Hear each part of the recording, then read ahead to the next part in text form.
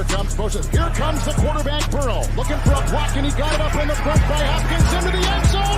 Touchdown! Fakes, throwing to the end zone. Wide open is Higgins for the Cincinnati touchdown. There's the sneak. Burrow gets low, driving towards the goal line. He's inside the one, and he's into the end zone for the touchdown.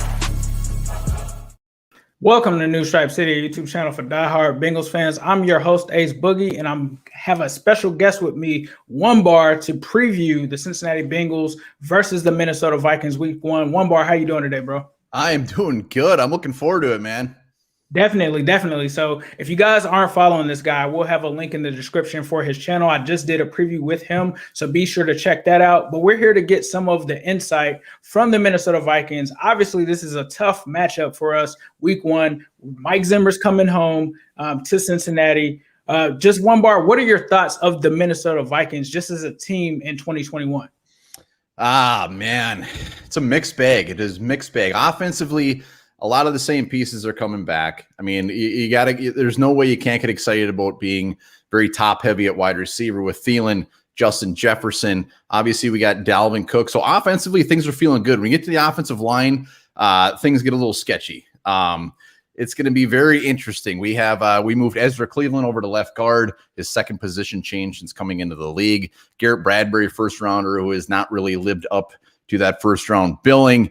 Left tackle, we have Rashad Hill. So if you're a Bengals fan, you should be very excited about that. This could get a little bit ugly, but hopefully Kirk Cousins can get the ball out of his hands very quickly. Hopefully they're feeding Dalvin Cook a ton. But the big thing for the Vikings this year, what they're going to live and die on, is that defense, because they're bringing, is it 8 or 9 new faces on this defensive side of the ball, opposed to last year where they ranked 28th in the league in defense. So they knew Zimmer. You guys know Zimmer. Zimmer was not having any of that. He wiped that slate clean and brought in guys like Patrick Peterson. I mean, he took a lot of risks. Is Patrick Peterson going to come in and be better than he was the last couple of years in Arizona? We'll see. I mean, we got Dalvin Tomlinson, we got Michael Pierce, we got Danielle Hunter coming back. So it's going to be interesting to see how that defense meshes because in the preseason, they really didn't play together. So I think it could take a couple weeks to really get that defense jiving. But I got confidence in Zimmer that he's going to make it happen. It might not be early, but we'll see. But I think it all comes down to this defense. No, I think you're right. You know, Mike Zimmer is he's been known to work with some miracles with the defense. Bengals fans definitely know about that. One person that you hit on is Patrick Peterson. I think that we've seen Mike Zimmer do things with older cornerbacks and castaways such as Pac-Man Jones. We've seen some things from him in that area. Offensively, obviously, you guys have Dalvin Cook. Obviously, you guys also have strong receiving threats in Justin Jefferson and Thielen. How do you see this offense coming out? Is it going to heavily rely on Dalvin Cook, or could they just do a mix of both? Or will they heavily rely on those wide receivers?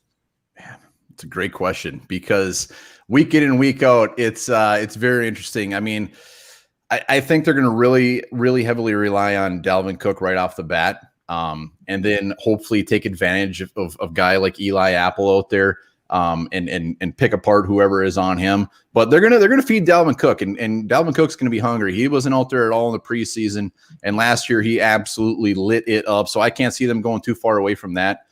Tight end wise, it's gonna be interesting. Irv Smith is out for the year. Tyler Conklin, our next guy up, has had some injury issues. So definitely some issues there. We traded for Chris Herndon, who came in.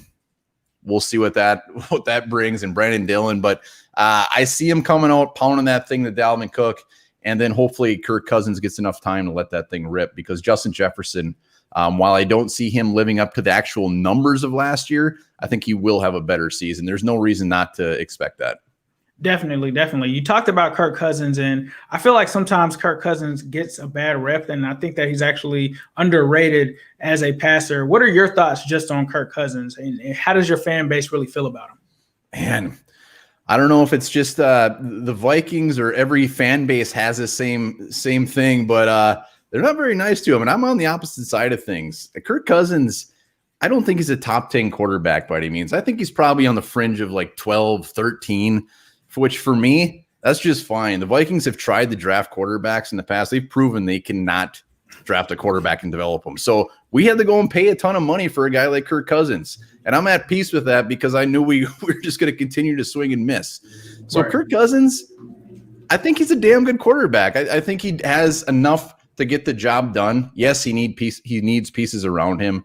He's not going to be a guy that can just come out and win the game for you. He needs a Dalvin Cook. He needs a good defense. But I don't think he's a guy that's necessarily going to go out there and lose the game. So with the weapons he has, if he doesn't put up 30-plus touchdowns, then something's wrong. But I think he will, and I think we're just fine with him. We're just going to hope that a whole bunch of those touchdowns are not on the Bengals defense this week one. The next question I have for you are, what would you say are the strengths of the Vikings, and what are some of the weaknesses that you think that the Bengals could exploit? Strengths, very top-heavy at wide receiver, like I said. One of the biggest weaknesses for the Vikings is the depth overall. When you look at their depth chart, it's very easy to get excited about some of these guys that they have there. But then when you look even one position deep, it gets ugly, and it gets ugly quick. Defensively, offensively, even at wide receiver, we're very heavy up top. But our number 3 is KJ Osborne, a very unproven guy where if somebody goes down, we're going to be screwed at pretty much any position. So as far as other strengths, I mean, when you look at this defense, I get excited at the thought of saying that this could be a very big strength. But again, we haven't seen them work together a ton.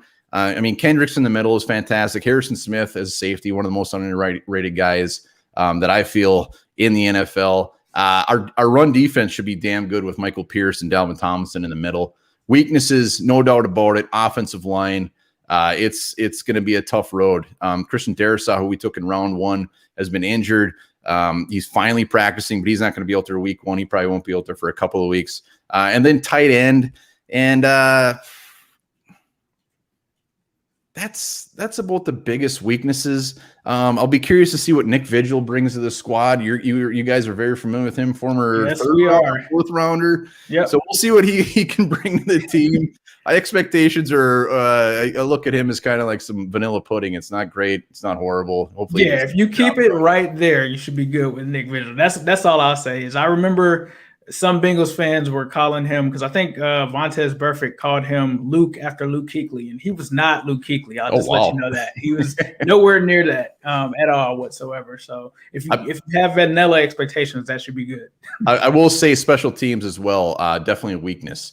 We just brought in Jordan Berrier from the Steelers, recently cut him at punter. We had Cole quit. We have Greg Joseph, a kicker that really hasn't done anything in regular season. He's got a couple of kicks, but that is very, very scary. Vikings have always had issues with special teams over the last handful of years. And even the return game, we got Smith Marset, a rookie, who will be returning kicks. And again, KJ Osborne. Every time you guys punt, I would say it's probably 50-50 that thing's going to go through somebody's hands. So you should be very excited about that. Definitely. So I want to be respectful of your time and let you get out of here. But I just wanted to ask you before you get out, what are your expectations for this game? And if you could give a prediction, to go ahead and give one. Man, this is a tough one because I think the Bengals, kind of like the Vikings, are a coin flip this year. I could see it. I could see them being I won't say very good, but I could see each team being in the middle of the road or just completely laying a full-blown turd. So it's going to be tough. But just looking at the rosters, I mean, the Bengals, as a Vikings fan, the wide receivers scare me. Joe Mixon absolutely scares me as far as what he can do. You guys got some guys on defense, especially I like Bates. Who's the guy you brought in from the Saints? Hendrickson? Yeah, Hendrickson as well. Trey Hendrickson. Yep. Trey Hendrickson. I don't like the thought of him going against our offensive line. So I don't think by any means it's going to be a blowout on either side. I think it will be a fairly close game. I could see the offense putting up some points. I could see a game, each team scoring in the 20s. But I don't want to sound like a homer. I think the Vikings are favored. I think they technically should win this game, but by no means am I going to go into this thing cracking beers just thinking it's a breeze. But I could see the Vikings taking this one 27-21.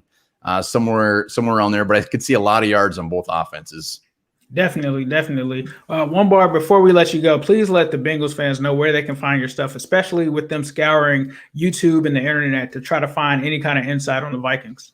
Absolutely. Just look us up. We're One Bar and Lapagos show. We're doing Vikings daily content every damn day, whatever it is. And we'll have a video with Mr. Ace here posted tonight as far as with our schooling with the enemy, which he definitely broke down the Bengals, did a fantastic job. So I look forward to posting that, and I appreciate you guys having me. It was awesome. Yeah, appreciate it, man. Once again. So definitely be sure to check out his stuff. Like I said, I will include a link in the description for you guys to be able to find that. And as usual, I'll leave you guys with a who day, all day, every day, and especially on Sunday.